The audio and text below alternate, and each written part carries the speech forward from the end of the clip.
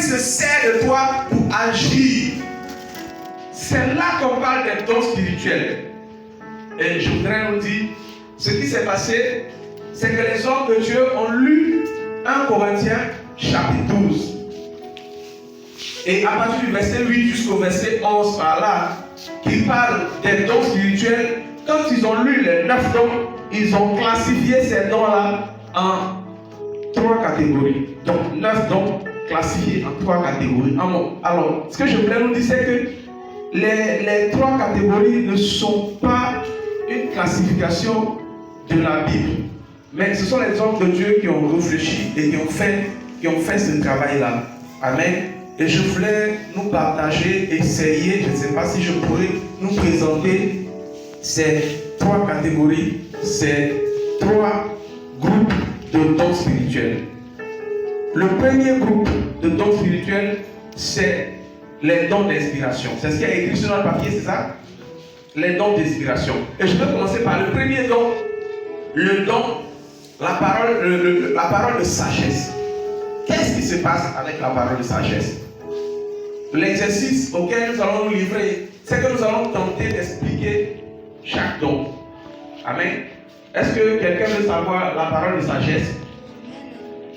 Ce qui se passe, c'est que plusieurs situations se présentent devant nous. Souvent des situations difficiles. Il y a un chrétien qui expliquait, je ne sais plus l'histoire, je ne sais plus ce qui s'est passé. Il dit qu'il y avait un problème tellement compliqué dans sa famille.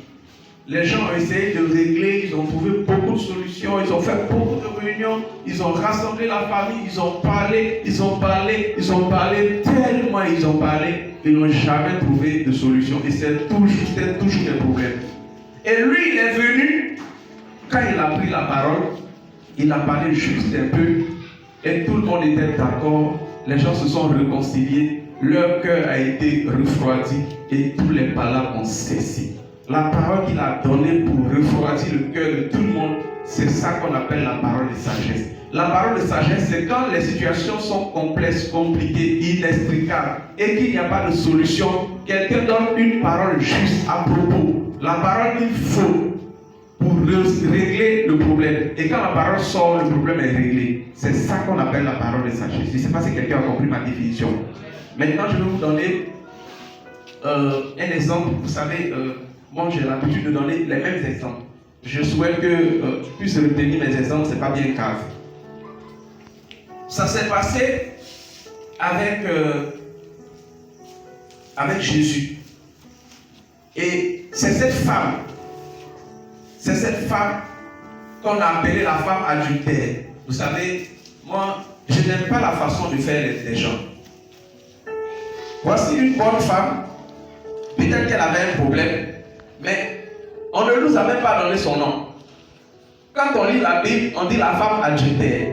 On ne nous a pas dit si elle s'appelle Naomi, si elle s'appelle Ruth, si elle s'appelle, je ne sais pas, Rushama, je ne sais pas. Mais on nous dit que c'est une femme adultère. On a pris son caractère et on a collé dans son dos.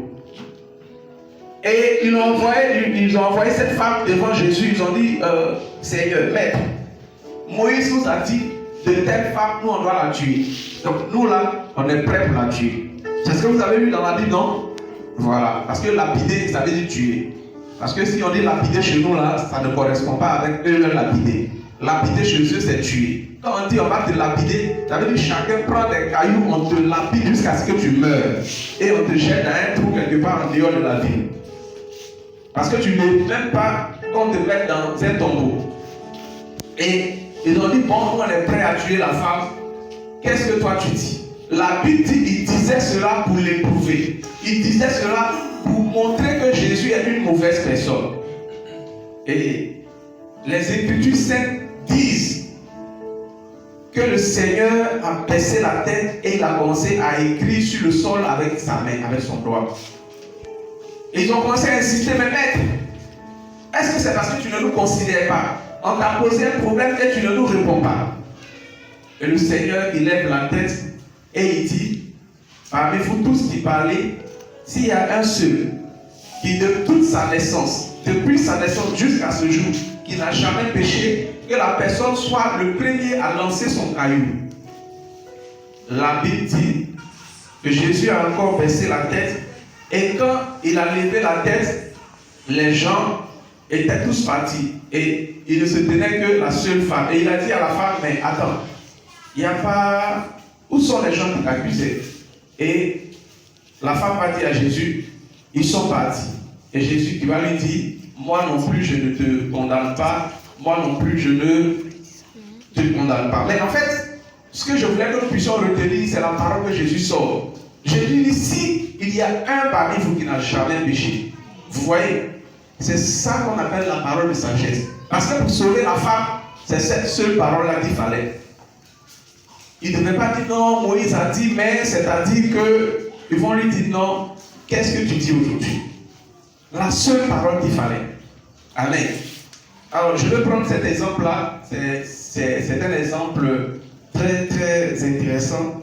Là, on s'en va dans le Nouveau Testament et on va voir un grand roi. La Bible dit que c'était un roi qui avait une grande renommée, qui avait une bonne réputation. Les gens parlaient de lui au loin et son nom avait pris plusieurs pays. Et les gens quittaient de très loin pour venir écouter la sagesse qui émanait des lèvres de cet homme. Qu'est-ce qui se passe? Deux femmes sont dans une même maison. Elles sont, je ne sais pas si leur maison c'est une seule pièce, mais la Bible dit qu'elles ont dormi ensemble. Et quand elles ont dormi ensemble, heureusement, mais malheureusement, les deux femmes étaient enceintes, peut-être au même moment. Elles ont accouché sensiblement au même moment et leur bébé avait presque le même âge.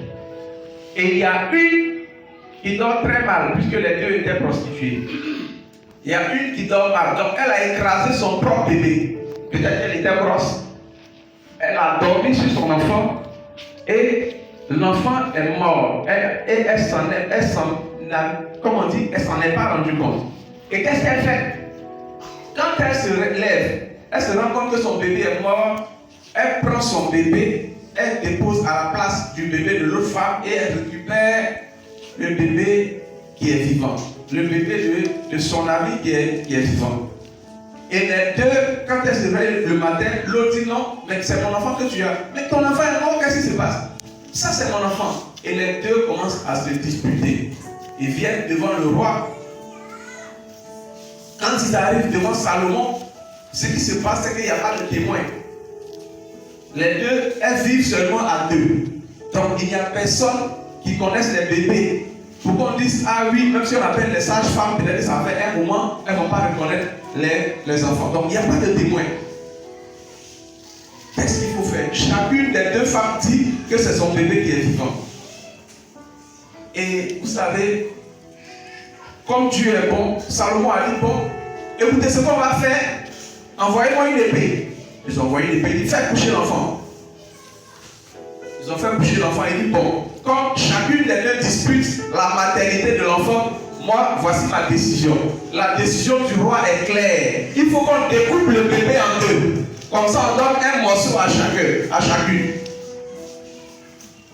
Quand tu es aveuglé, c'est pas bon, hein. La femme, la fausse mère, elle s'est oubliée. Elle a commencé à dire, oui, mon roi, c'est une bonne solution. Il faut qu'on découpe l'enfant. Et puis l'autre dit, je préfère que mon enfant soit vivant, même si elle est avec l'autre femme. Donc, donnez-lui l'enfant. Amen. Et Salomon dit, c'est toi qui es la vraie mère. En fait, c'est ça la parole de sagesse. Je ne sais pas si vous comprenez. La seule chose qu'il pouvait faire à l'instant là, pour qu'on puisse savoir quelle est la mère là, c'était de dire l'enfant là, couper l'enfant ou bien écraser l'enfant ou bien en tout cas faire quelque chose. Mais il a tellement bien trouvé, il couper l'enfant en deux, on va donner un morceau à chacune des deux femmes et là je serai tranquille. Parce que là on ne sait pas, il n'y a pas de témoin. Couper l'enfant en deux, c'est la seule solution. C'est ça qu'on appelle la parole de sagesse. Je ne sais pas si quelqu'un a compris. Je vais vous parler de la parole de sagesse. Pardon, la parole de connaissance. Et là, nous sommes au puits de Jacob. On est au puits de Jacob. Est-ce que quelqu'un suit avec moi? Vous êtes vous suivez sur vos fiches aussi. Voilà, au puits de Jacob, Jésus trouve cette femme qu'on a appelé la femme samaritaine. Et puis, Jésus, voilà ce que Jésus veut faire. Jésus veut annoncer l'évangile à la femme. Jésus veut entrer en Samarie. Mais il a un problème. Lui, Jésus, il a un problème. Il est juif. Les juifs et les samaritains n'ont pas de relation. Ils ne se parlent presque pas. Quand ils se voient, ils se dépassent. Ils peuvent pas, un juif ne peut pas causer, il ne peut pas manger, il ne peut pas dormir avec un samaritain. Mais lui, c'est vrai que humainement il est juif, mais au-dedans de lui, il est Dieu. Et sa parole doit être annoncée partout. Mais comme la Samarie est à côté, il veut rentrer en Samarie, mais il a un problème.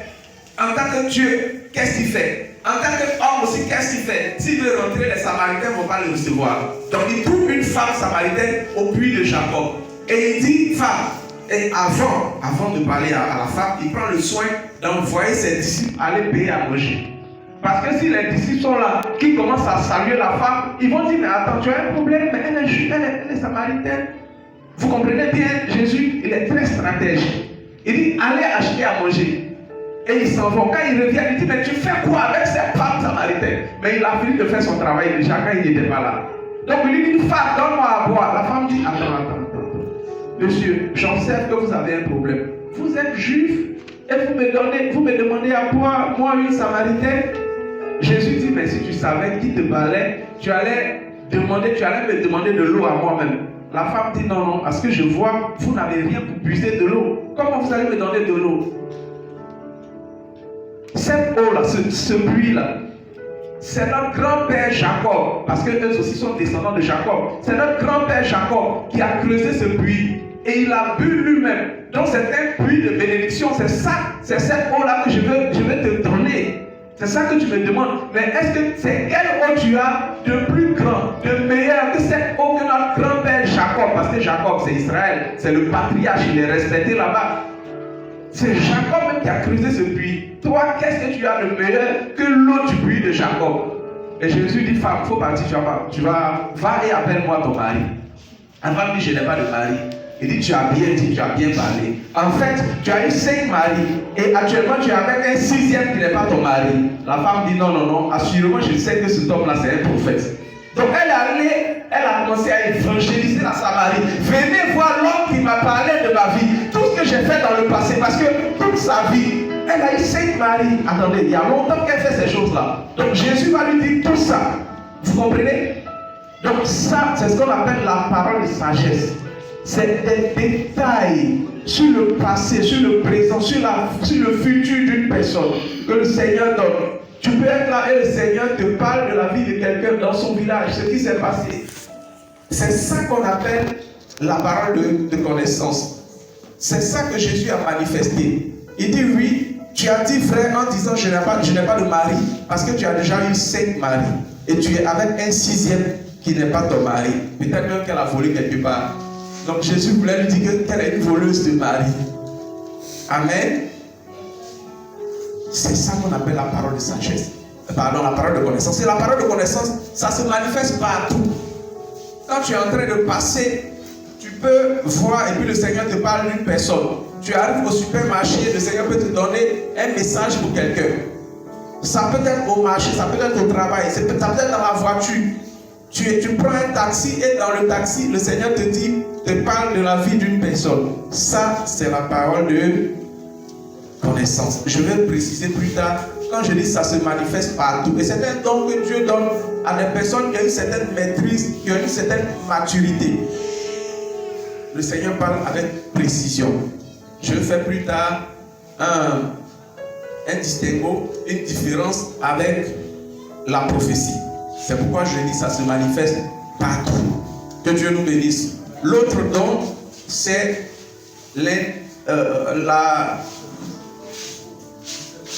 le discernement des esprits. Merci beaucoup. Que Dieu nous bénisse.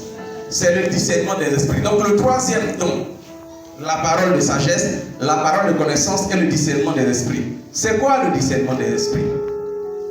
Le discernement des esprits, c'est, vous voyez, nous, on a l'habitude de poser une question pour rire.